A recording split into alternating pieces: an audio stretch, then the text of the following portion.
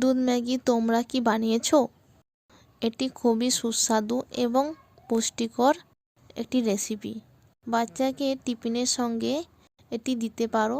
দুধ ম্যাগি তৈরি করার জন্য একটি মাঝারি সাইজের গাজর চূড়ো নিয়েছি, সঙ্গে 2টো তেজপাতা, 3টে এলাচ আর পরিমাণ মতো নারকেল চূড়ো নিয়েছি, আর কাঠবাদাম, কিছু কাজু, কিশমিশ নিয়েছি। চিনি নিয়েছি চা চামচে 3 চামচ আর দুধ 500 গ্রাম নিয়েছি। বাচ্চার জন্য তোমরা চিনির বদলে পরিমাণ মতো মধু ব্যবহার করতে পারো। প্রথমে কড়াতে দুধ দিলাম। দুধে ফুট এলে তেজপাতা আর এলাচ দিয়ে দেব। আমি এখানে ম্যাগিগুলো ভেঙে দিয়ে দিচ্ছি।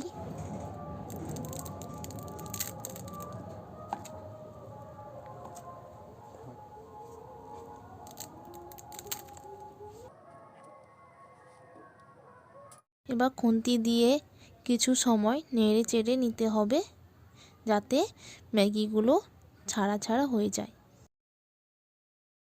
এবার কিশমিশগুলো দিয়ে দেব, সঙ্গে কুচিয়ে রাখা কাজু আর কাঠবাদাম দিয়ে দেব।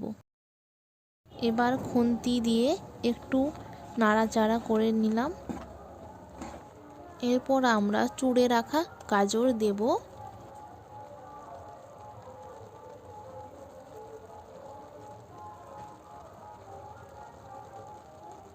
একটু নেড়ে নেব। এরপর আমরা নারকেল চূড়ো দিয়ে দেব। এবার একটু নেড়ে নেব, যাতে ভালোভাবে সবগুলো মিশে যায়। এবার চিনি দেব, স্বাদ মতো লবণ দেব। এবার একটু নেড়ে নেব। দুধ ম্যাগি কমপ্লিট। এবার ম্যাগিগুলো একটি প্লেটে তুলে নিচ্ছি,